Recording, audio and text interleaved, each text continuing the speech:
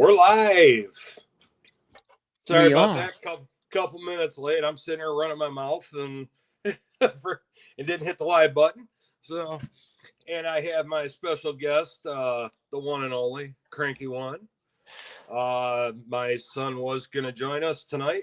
However, his boss is being doing shenanigans like they like to do.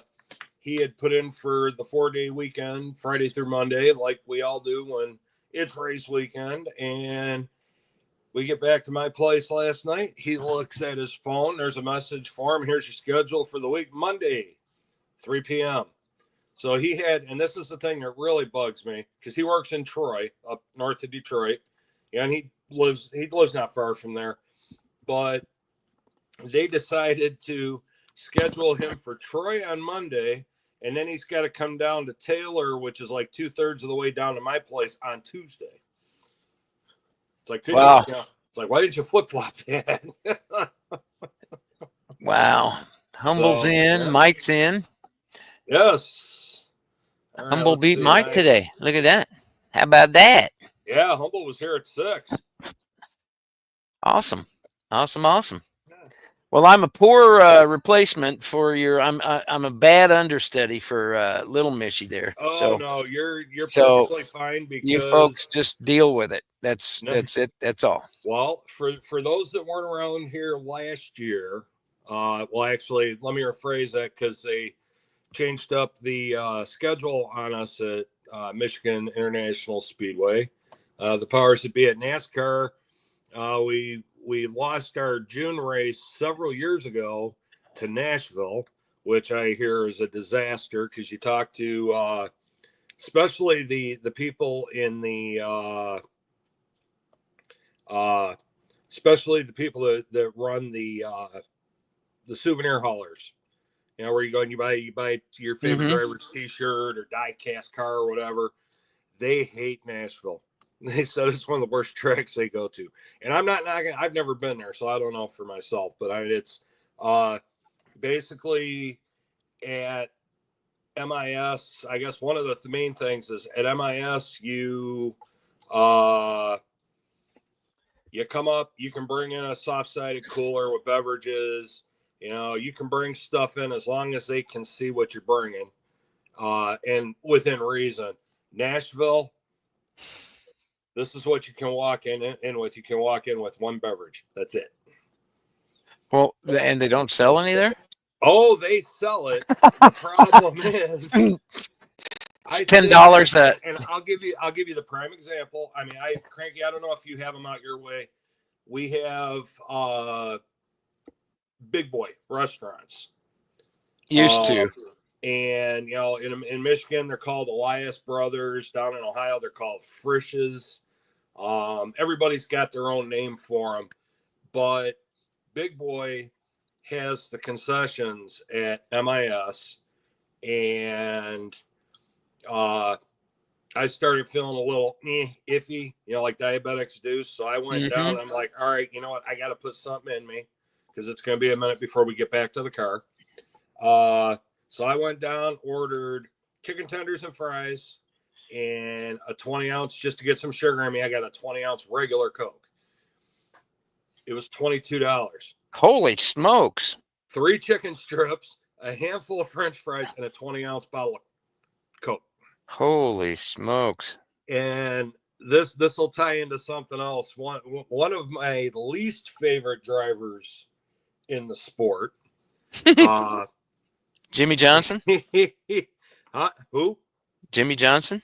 You know what? He irritated me, but I got over it. The dislike for Kyle Busch goes way back. But they also have Little Caesars Pizza. And I don't know if you guys have those out your way. Oh yeah, we have those. Well, Little Caesars is originally a Detroit area pizza place. I never knew that. And it was started out, the first location was in Garden City, Michigan. And it was a small little like 5 tables, sit down and eat, or carry it out pizza place.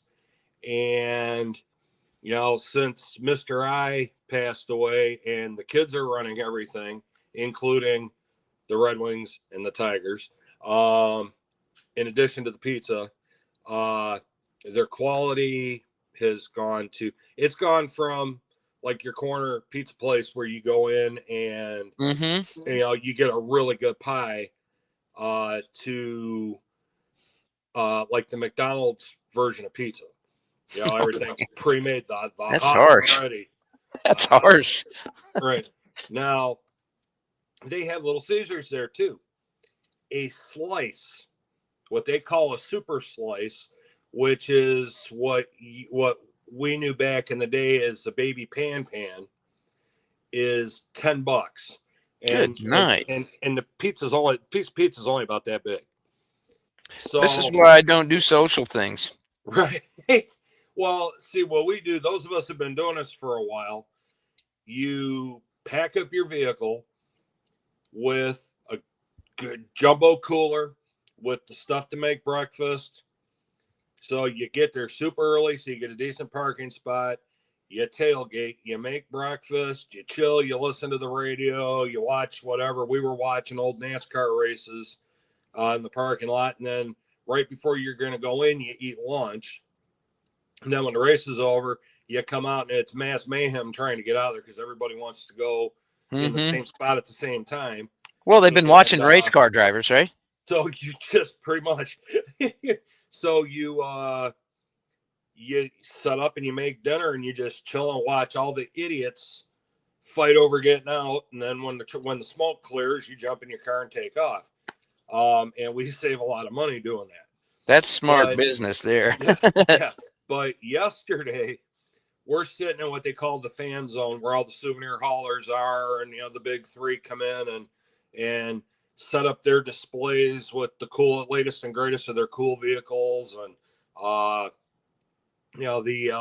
lot of the sponsors the different cars and that will have displays set up and that, and we're sitting there just having a good old time, people watching, and we're waiting for a couple of friends to catch up with us over there. And in front of us, we've got the Ford Motor Company display, and they're bringing in the guys that drive Fords to Q&A with the fans and appearances and that. Directly behind us, we had Chevy. Okay, my guy's a Chevy driver, and so I'm kind of got my ear behind me listening to him, and he goes off. And then they bring Kyle Busch on. And he's talking about, and they brought it up because the media guy that was interviewing him is from Metro Detroit. He goes, "Oh, yeah, we saw you were at the Tiger game the other night." And he and one of the other guys that drives for Richard Childress were down at the Tiger game at Comerica Park. And he says, "Yeah, that was a great time. And, man, I got hungry. And, man, I got to say something." He goes, "I don't know very much about the Detroit area." And he goes, "That's my own fault." But he says, "Man, that Little Caesars pizza was banging." I actually turned around in my seat and looked in his direction. I'm like, "Fool, you don't know anything about pizza, do you?" Well, when earlier you said Mr. I, since Mr. I passed, that Iacocca? Mr. Illich. No, okay. He was the Chrysler guy. The guy that Chrysler stole from Ford Motor Company. Yeah. Saved Chrysler back in the 70s. That's right. Yeah. There you go. Little Sleezers. Emerald Coast says. Little Caesars, yep. Mike says. I like these names. It's not too bad for the price, but you better have, yeah, exactly. And so I'm old enough, and in my older years, I'm kind of frugal about certain things. I remember when pizza actually meant something. You used to get 2 pizzas for the price of 1. Yeah. They came on this long piece of cardboard and a paper wrapper, and it was and they were banging back then. Yeah. I quit eating there a long time ago, but I remember, I remember having pretty good pizza there. You remember the $5 hot and ready that they used to do? That yeah, the pepperoni. $6.50 now. I don't know. I haven't been. Yeah, I think they keep talking about the hot and ready, but I think they're like $6.50 now. Well, But that still ain't bad, all things considered. But no, but that's I'm one of these ones. We've got a chain of pizza places. If I'm in the mood for just chain pizza, we got a place called Jets. That's here in the Detroit area. That's not bad. But the ultimate for me, and I know this is one of those, one of those things that's kind of like where you've heard me talk about the battle between Lafayette and American Coney Island in downtown Detroit. Yeah, I gotta get there for that. The battle with pizza is who has the better Detroit style. Cloverleaf, Buddy's, which that's my place, or I can't remember the name of the other place now. It's one of the guys that originally worked at Buddy's, but no, I'm Buddy's all day, every day with the when it, around these parts. So when did the elf get into pizza? The who? Buddies? Oh no. Well, that was late 30s, early 40s, and for them, and they actually started making their pizzas in the metal trays that they used in the automotive plants for holding small parts. That's what they had those pans made and were baking the pizzas in those. And if you go to the original Buddies, the very first one, they're still using those same pans. So you get a good flavored pizza. So,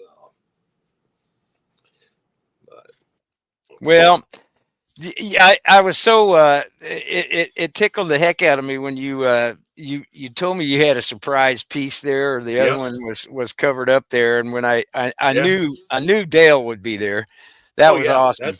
That was banging, man.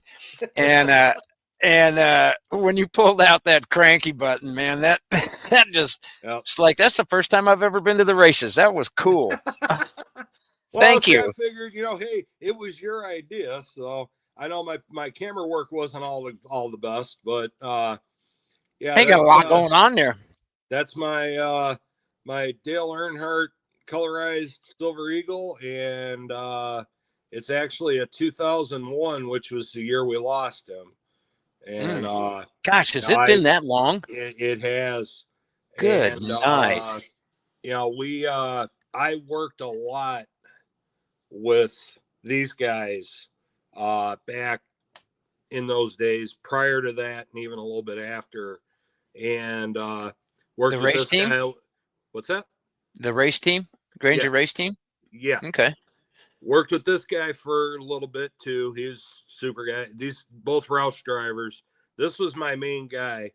If he was making personal appearances around the area, or Roush used to do a big thing at their shop here in Michigan, usually the Thursday before the June race, when we still had two, and I got to know these guys. Got to and you're in the garage area on race weekend, you're running into all the rest of them, and this guy here, I'm going to make myself big for a second.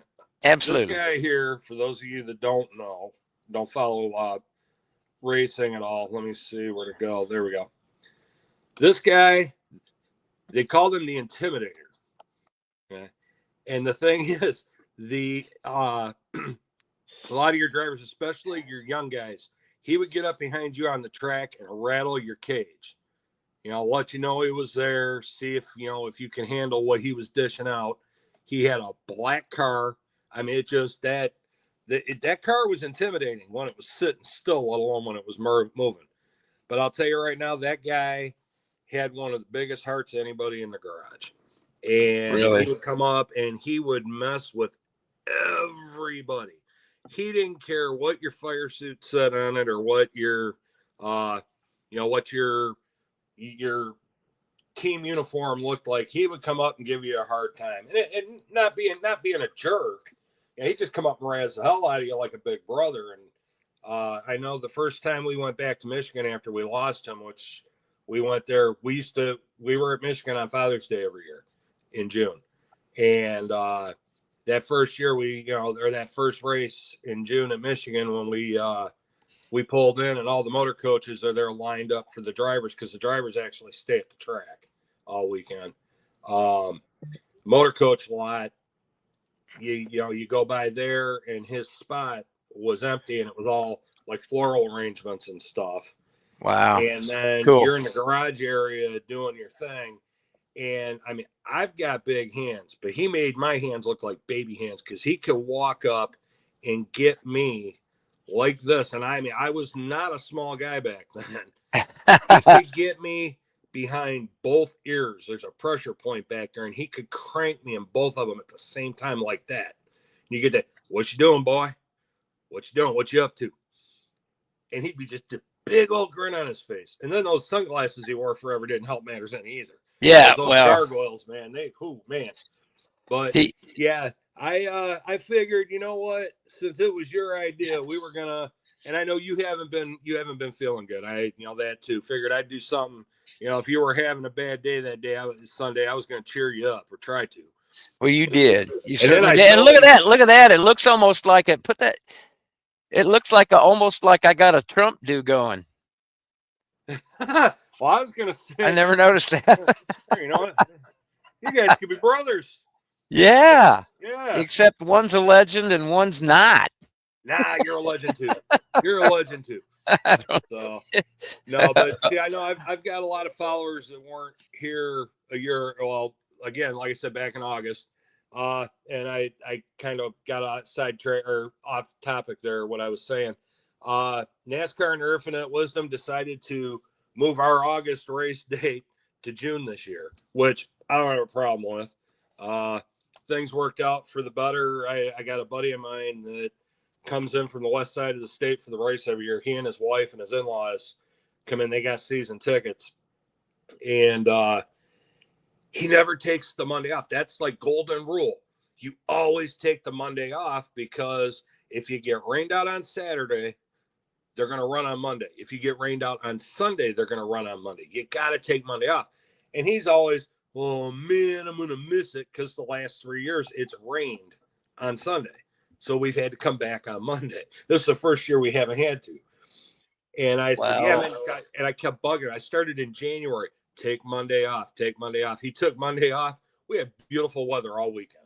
Except for the smoke from the wildfires in Canada, which, kind of kicked our butts, because my son picked the tickets thinking he's getting the greatest seats in the place.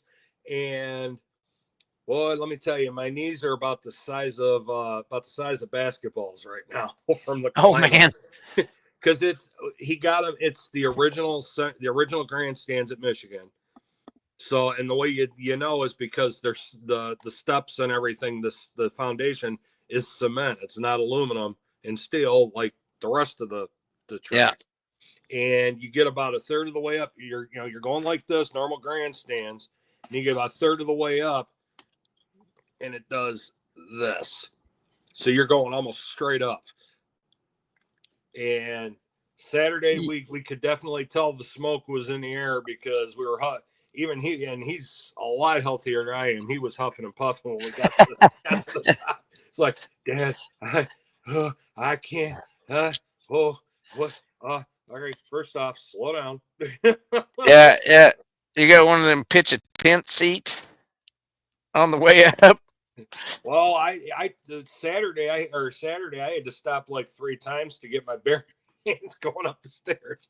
But we had great seats, got to see the whole thing. We were up close to all the action.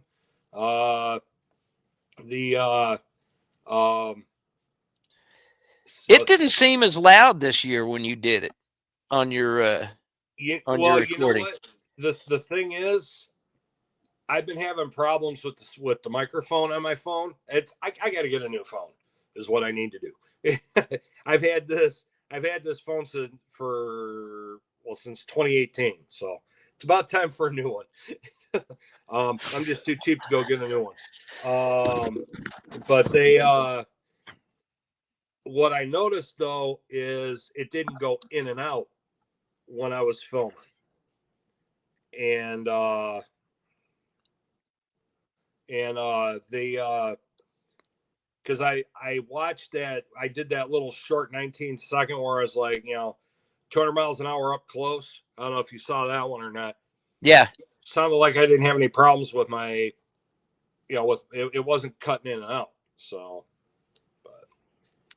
Well, it looked like good weather for a fight. Well, a race. You know what? I'm surprised there weren't a few because, it got kind of crazy there for a minute. We thought we were going to have a caution-free race, and then all of a sudden, out of nowhere, people started wrecking. Yeah, it wasn't just restart. So, but well, it was kind of cool. Yesterday, we had 3 Michigan guys running in the race in the big leagues, and they're all fairly decent drivers. The one guy's kind of new, but we've got you got Brad Keselowski that's from Rochester Hills, north of Detroit. And you got Eric Jones that's from Byron out on the west side of the state. And then Carson Hocevar grew up in Grass Lake just north of the track. So, but yeah, it was it was a fun day. They were we happy with the outcome? No. But well, I'm just scrolling back here because I saw it and didn't get a chance to say. Emerald Sedale was a throwback to the Richard Petty days, and I mean that guy. Yeah, that guy. This guy is still at the track every doggone weekend. I saw him Sunday. No kidding. Yeah, he's there every Sunday. And you know what? The guy, I want to say he's pushing 90. He's got to be pushing 90. Yeah. And he gets around better than I do. Man, that dude's been racing since I was in high school. I mean, he retired in '93. Jeff Gordon's first race was his last. So, but, wow. You got Mishy, you got Sorcerer Stan and 210 and 3D Woodworks popped in. Yeah, I see. I was getting ready to say, hey, everybody. So, but yeah, we and this is, everybody knows that there is a huge college football rivalry between us and those people to the south. And those people to the south. The Ohio State University. Yeah. So the driver that won yesterday, being the obnoxious A double crooked letter that he is, gets out of his car, because the new thing is they get out of the car to start finish line and do their interviews and all that before they go to victory lane now. And he gets out of his car and proceeds to do the I don't know if you're familiar with it or anything. Some people, the obnoxious people from Ohio, not saying that they all are, there's a lot of great people in Ohio, will walk into a room and go, "Oi!" And then if there's anybody else in the room, they'll go, "Io!" Oh my gosh, that's so redneck. Out of the car, back in the 70s when we all did the YMCA thing with our arms and all. Yeah, that. Yeah. Well, that's also a part of it where you do the OH, and then other people from Ohio will do the IO. He gets out of his car and does the OH for like the whopping 3 people in the stands that are actually Denny Hamlin fans. 3 people. And well, the thing is, everybody booed. And oh wow, nobody likes him. Nobody likes him. He's just he went from being a really nice guy to being an obnoxious, you know what? Yeah. And nobody likes him at Michigan, and he just decided to, be what he was. Yeah. But yeah, we like a Buckeye. Well, he's to be honest with you, I don't even know where he's from. I know he's not from Ohio. Because he would like the people from Ohio. He'd know better than to do that at MIS. But I will say this: so MIS is the home track for a lot of people from Ohio, because it's easier for them to come up here than it is for them to go to, to Indy or, Chicagoland doesn't even exist anymore. You got, if you want to go see a NASCAR race in Chicago, you got to do the street race, which there are people that don't care. Isn't there a Kansas Raceway? There is. There is. Yeah, I got to look at the schedule because there's so many tracks that I didn't even know they didn't go to anymore. Yeah, that's that was a big deal way back in the I don't know, maybe the 80s, 90s. It was first. It was at one time. It was the first major track addition to the circuit. But that's been a long time ago. And like I said, with the fact that they have decided that we don't have to show very many races on regular TV anymore. I don't have cable. I don't have streaming. I'm not paying $100 and some odd a year for Amazon Prime. Yeah, and still have to buy movies off there. Right. And I don't understand that. Right now they're showing the races on Amazon Prime, and then not next week, but the week after. I think it's the week after next. They go to TNT on cable. See, I can see TNT doing it, but yeah, I don't get that. TNT was really good at it because they're part of NBC, and when they redid the whole TV contract for in 2001, you had the first half of the season was on Fox, and the second half of the season was on NBC, and they would share the Daytona 500, where like the first year. Unfortunately, the year we lost Dale, Fox had the Daytona 500, and then we were always back at Daytona 4th of July weekend. So Fox had the Daytona 500 up to the race before the July Daytona race. Then NBC would have July to the end of the season, and then the Daytona 500. Then Fox would pick up the next week. So they shared it. And that was great because all your races – they were drawing in fans because it was on regular TV, and everybody was saying now the people, and I've even mentioned this to people at MIS, that we're talking about, they're, what do you think of the how the TV and, everybody loves Amazon Prime. Not everybody. Yeah. I took a picture and posted it on my, my personal Facebook and my personal Instagram where my driver has a paint job that I think he's going to run it twice this year. That's Amazon Prime. So love the driver, hate the sponsor. Wow. Make I don't know. I'd make an interesting paint pattern. Well, you know what? I'll send you a picture of the car. Is the big A in front of the driver's seat? No. Oh, it's your driver. It's got that crooked smile on the hood, though. Gotcha. Yeah, like somebody just got in trouble. And then I even said to somebody at MIS, I said, the reason why you can't get people in here is because TV's killing it. Yeah, you get these people that they scrounge to get a ticket to go to their local track to see their favorite drivers. So they got to save up for it all year. Right? But in the meantime, they watch the rest of the races on TV, and now they can't. Yeah. And I actually wrote this down so I could put it out right. And this is just, comparing it the way they did on, because Google knows all, but they're not far from wrong on this one. In 2006, you could see 140,000 fans at MIS. Since they started messing with the TV and that, it now holds 56,000. Wow. Because they demolished all these seats and turned them in where you can pull your RV right up to the fence. And we watched them build those things, and it's like, wow, you spent all those millions of dollars building those stands, and they're all gone now. The stands that I had my season tickets in are gone. Wow.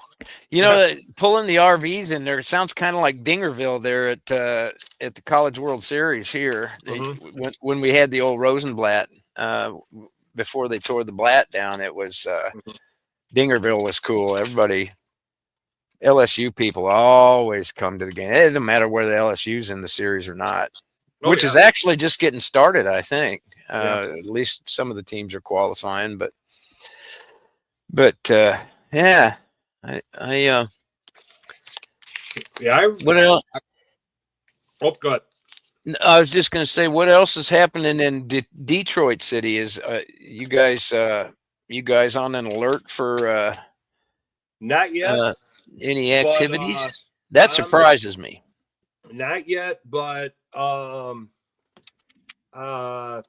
see, how do I put this? Back when we had, everything was going on, everybody was protesting, because of the George Floyd thing. And they took to the streets of downtown Detroit. And I had to sit there and watch on TV as guys I broke in on the job were having to go face to face with these people. And, they keep saying they use this term peaceful protest. And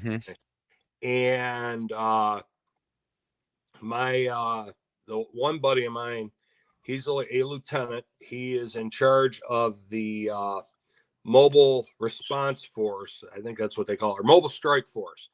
Basically, the riot squad. But see, we can't use those terms nowadays. We have to soften it up so that we don't offend anybody. Right.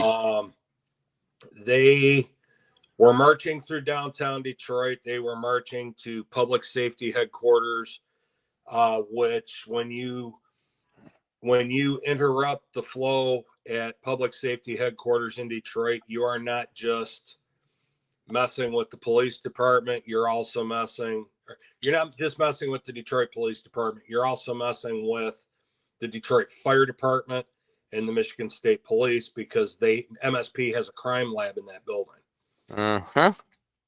Now they're marching on there. They're doing all this. They're doing that. And our guys, and I say our guys because once you're there, you never really you don't give it up when you retire. That's right. There's no ex-Marines either.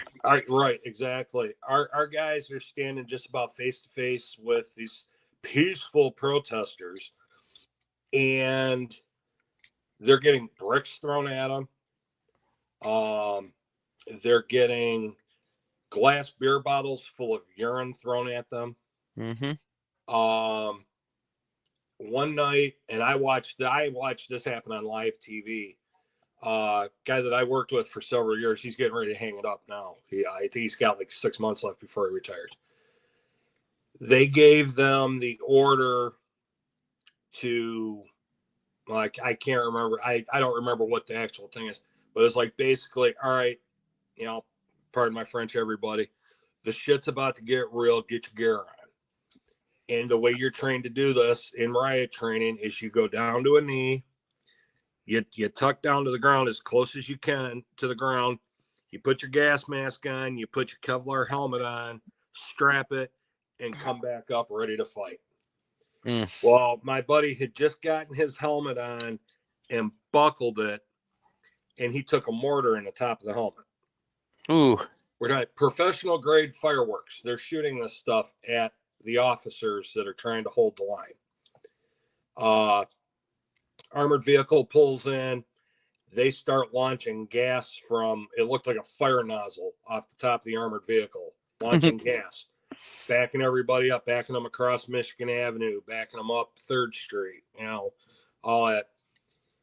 And that was on Saturday. And Monday, the peaceful protesters went and got a federal judge to issue an injunction that the officers were not allowed to wear riot equipment, because that's being aggressive, and not allowed to use chemical agents to disperse the crowd. What is wrong with this system? So you're supposed to stand there with no shields, no batons, no helmets, no gas masks, and let these people do what they do. And we've all seen the video from LA, and you've got governors like the witch in Lansing here, and she's standing side by side with Newsom. How dare you release the military on these peaceful protesters? What's peaceful about it? Yeah. You know who Grady Judd is, don't you? That sheriff down in Florida. Did you see his? Did you see his video today? Oh yeah, with the demonstration of what is a peaceful protest and what is not, and the consequences of it. Oh yeah, yeah. He's I love that guy. He's the same one that'll tell you exactly like it is. It's like if you break into somebody's house, expect to get unalived. Yeah. And we hope they do, because that saves us.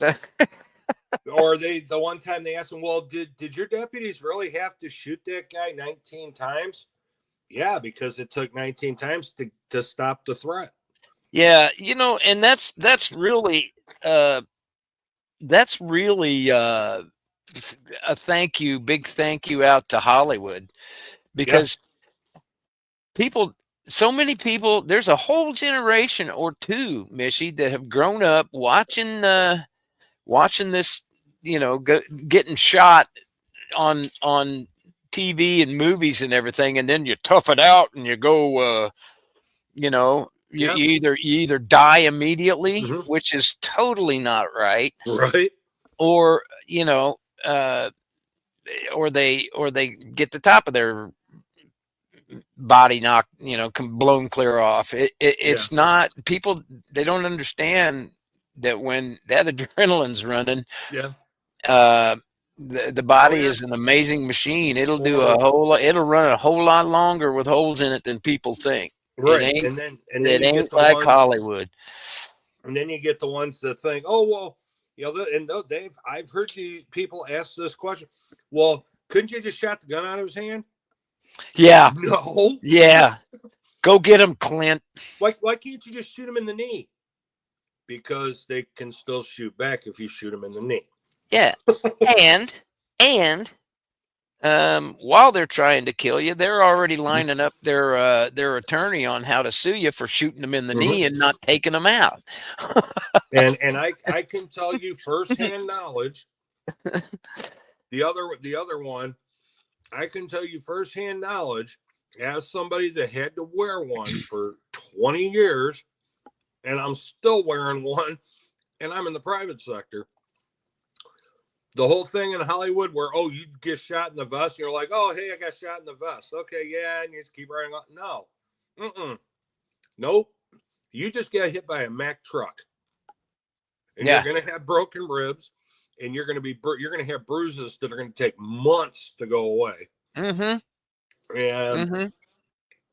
I mean, in the time it took them to get me from where it happened to the hospital, my chest was already the color of this car.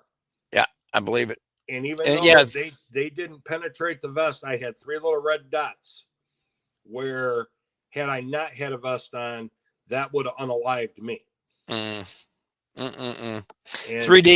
WordWorks is saying it takes 15 minutes for your body to realize you've been shot, and that's about right. But God bless the guys that made Kevlar vests, but it ain't. They're uncomfortable as all get out. Yeah, they're heavy, but you know what? And I've said this 1,000 times, and I used to tell the rookies this all the time because they didn't want to. Nothing's gonna happen. I don't want to wear. Well, you know what? I'm here to tell you. Put the vest on. You're gonna get hit in the vest. Yeah, it's gonna hurt like hell. And you're going to whine, and you're going to cry, and you're going to annoy your girlfriend, boyfriend, other half, spouse, whatever. But you know what? You're alive to bitch about it. Yeah. Pardon my French. I try not to cuss, but you're alive to bitch. So, yeah. Well, and you said you said it right too. You're here to tell them about it, because watching what they did out there, and it's California. I got nothing against the good, upstanding people of California, but their governor has tied everybody's hands, and it just, as a retired lawman, annoys the out of me that these CHP officers are having to run, and LA County Sheriff's deputies and LAPD officers are having to run for their lives because they're getting attacked and there's nobody there to back them up. Yep. So the president used his power to overstep the governor and send the military in there. Yeah, I don't like the fact that our military's got to operate on our soil, but somebody's got to take that place back and restore order. Well, Mishy, Lori and I were talking about it today, and I'm not a big federal government guy. I'm just not.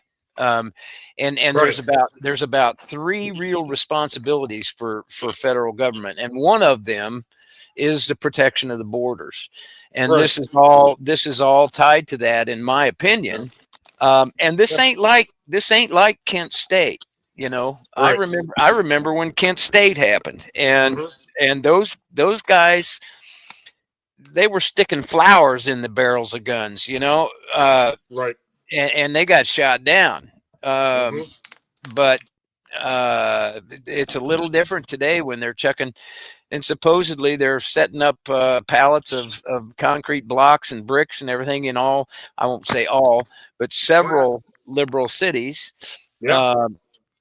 Boise, Idaho, from what I hear, Houston, right. Salt Lake City, they've had some threats supposedly on federal buildings out there. And right. it's insane. This is not. You look up here in downtown Detroit, you've got a federal building and a federal courthouse within a couple of blocks of each other. And I'm not wishing anything on the guys and girls that wear the uniform, but right there, when I did the St. Patrick's Day parade. Yeah, I did that live live broadcast the parade. Just west of that neighborhood is one of the largest Hispanic communities outside of South America, in Mexico. Wow. And they've aligned Werner Highway, through what everybody knows as Mexican Town, waving their flags and screaming and hollering. And that's one of the areas where somebody got a pardon my French again, a smart ass thought it was a good idea to crank the radio up and drive through this protest playing Vanilla Ice, Ice Ice Baby. Yeah. They've done it up on Michigan Avenue in Corktown in the Irish part of the city. And somebody today actually posted something on social media that, and the guy is Hispanic. I don't know what part of down south he's from. He's here legally as a politician, and he even said if you come here and protest under a flag other than ours, that's not a protest. That's terrorism. Yeah. So well, and I heard a guy today that was supposedly connected somehow to one of the agencies, who's saying that because all these pallets of goods being staged and all the things that are going on, that it's the best thing for real patriots as citizens. Now, if you're in the uniform, I say go in there and get them. But as for citizens who are feeling patriotic and feeling like they want to get out there and kick some A and everything, he's saying, please stand down, stay away, get out of the city if you need to, if you can, because that's exactly why all this is going on. That there's a method to the madness to get basically a civil war started. And I don't know that I subscribe to that, but it certainly is a possibility, I guess. It's a scary thought. Yeah, it is. I don't think a lot of people, I mean, I don't think a lot of people understand the implications of war, literal war on American soil. Right. I mean, it has. It's heavy duty, man. Mm-hmm. Way heavy duty. Yeah. And Emerald says you couldn't pay me enough to move to these liberal cities. I agree, and but you know what? They're all over. They're they're pretty strategically placed throughout the country as far as. Well, and I'll tell you this: here in Michigan, the current mayor of the city of Detroit, who I'm not his biggest fan because he used to be the Wayne County prosecutor at one time, and he left the prosecutor's office to take over as the CEO of the Detroit Medical Center. And that was back when I worked there. And he was the one that sold the DMC to a for-profit healthcare corporation. Mm-hmm. And, you know, the people in the Detroit area, they know how that's worked out. Not the greatest, but Mike has done amazing things for the city of Detroit. And, you know, he brought Detroit out of receivership, and Detroit's had the biggest nest egg they've ever had since before Kwame Kilpatrick was elected, and that's the one that robbed the city blind. Yep. And something I don't agree with that our current president did. Our current president pardoned him. Yeah. But Emerald's trying to get himself in trouble here. Oh, behave, Emerald.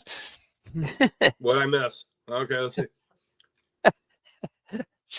Oh my God, my stream here quit scrolling. I'm way behind. All right, let's see here.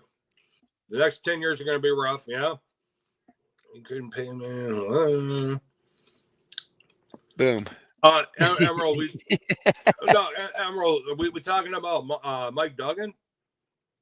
Talking about the mayor? Or are we talking about Kwame Kilpatrick, the other? Yeah, I think that's who he's talking about. No, Kwame was not, but he was one of these ones. I'll give you, as Paul Harvey used to say, and here is the rest of the story. Yeah. Miss him too. Kwame's mommy, because that's what I always used to call her. That's what a lot of us boys and girls in blue used to call her. After I retired, I worked with an old narcotics sergeant at the DMC. And he says, oh, yeah, he says, we used to bust him all the time. He was a runner. And this is for, people that are old enough to remember the 70s and early 80s. There was a very large drug gang in Metro Detroit called Young Boys Incorporated. They worked out of the Brewster Douglas projects just outside of downtown. Actually, right across the freeway from where Ford Field and Comerica Park are now, downtown. And he was a runner for him. And anytime he would get in, because he was underage, what are they going to do? They're going to slap you on the wrist, turn you over to your mom and dad and say, don't do it again. Well, every time narcotics would bust him holding, they'd be down doing the paperwork. And here comes mom, who was a U.S. Congresswoman. Right. How dare you touch my child? Don't you know who I am? And all of a sudden, don't you know who I am, family? Oh, my God. He and the file were gone. Yep. And he got away with it and just basically thought he could get away with whatever he wanted. And now he goes into adulthood. And, he ends up, he was something in Lansing. Was a representative or whatever for whatever district. And mom's still a congresswoman in D.C. Yeah. And then he all of a sudden decides he's going to run for mayor of Detroit. And, the young crowd in Detroit got him elected, because he's the hip hop mayor. Yeah, he's got a a diamond the size of my fist stuck in his ear. He's Yeah. young guy's gonna do great things for Detroit. Well, when Dennis Archer left office as mayor, city of Detroit was $40 million in the black, and within a year of Kwame taking office, they were $50 million in the red. Man, where'd that $90 million go? Yeah, exactly. And he's walking around in $3,000 custom suits because his wife won't let him buy off the rack, and she's driving a brand new top of the line Lincoln Navigator that's supposedly an executive protection unit vehicle, DPD's executive protection unit that protects the mayor and his wife and kids. And this is the one that always burned my butt. Protected the chief of police. But yeah, all this stuff that's getting paid for. And then when it came time to pay the city's bills, nothing drastic, just like maybe repairing broken down fire engines and ambulances and police cars. They didn't have any money. Yeah, that sounds like East St. Louis. The only good thing that people might recognize this name more so from her job with the Biden administration, our former Secretary of Energy, the one and only Jennifer Granholm. When she was our governor, the only smart thing she did as governor was she removed him from office. Nice. But no, Kwame, he wasn't Muslim. He was just an a-hole. And don't get me wrong, that came out wrong. I've got Muslim friends. It's not the way I meant it, but no, he was just an a-hole. He would go to whatever church he thought was going to get him the most votes. So I don't know if he was Baptist, Presbyterian, Methodist, Episcopalian, Catholic. I don't know. But it was kind of funny when he got caught. They say the yes runs downhill. Well, it all landed on top of him. And guess what? Mommy was nowhere to be found. Good. For once. And she lost her bid for re-election that year too. Love it. But Mishy, I got my cranky canines are getting kind of cranky here. They're wanting me to go feed them, and I've been sitting on this stool about as long as I can sit. I hate to duck out on you, brother. Because we're at about 53 minutes. So, but just want to reach out to everybody and say hey, and it was a great weekend, and it's the whole 200-mile-an-hour silver. It's that guy's fault. It was his idea. Yeah. And maybe one of these years we can get you to a race. Well, I already went to the races this year, so it won't be my first trip. No, you, not your handiwork. That would be okay with me. That would be a-okay. Because I don't know if Iowa's still got a track or not. I've got to go through and see who's still got a track and who's still got tapes. Well, we can talk about that this coming Monday, because this is our regular Monday.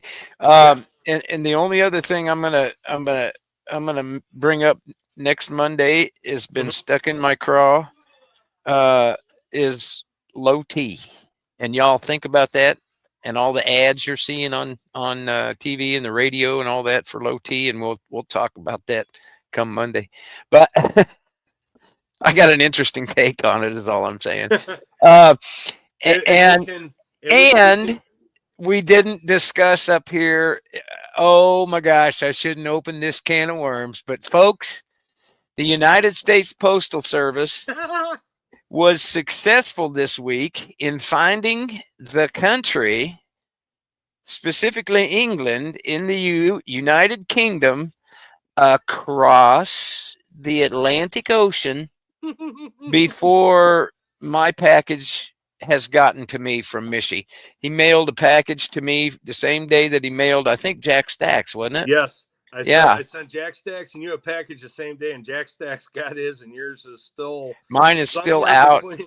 Yours is still somewhere between Pontiac, Michigan, and Omaha, Nebraska. Now some may say that's karma. I think not. I think I think it is absolute. What's the word for somebody who's like they don't really care, like lackadaisical? What's the word I'm looking for the attitude of postal employees? They don't give a toot. There are some that do, but it's out of their control because all they can do is, and the one gal I'm probably going to go see her at the post office I mailed it from. This woman will call and scream at people on the phone when one of her customers isn't getting what. That's good. What they pay for. This is what they look like on the other side of the counter at the postal service to me. Huh? Sorry, we lost it. Anyway, I better leave that alone until we'll see if it comes in. Is this thing on? Yeah. Oh golly. Well, I got to split, but thank you very much for inviting me to come in and fill in for your son. And maybe would he be available next Monday for you? Probably not, but I will check him. We've already talked about that he's got to get down here on one of my off Mondays, and because the whole plan was we're gonna get you on here, and the three of us, could banter. So well, I'm sorry he couldn't make it. And his boss. I'm flattered and happy. Boss had a brain fart, I guess, and decided he needed to work on a day that he had requested off and been granted as a vacation day. So. That's not what happened. His boss has been taking a treatment for low T, and now he's feeling his oats again. And that's what happened. It's a low T moment. Anyway, there you go. I'm gonna leave y'all on that.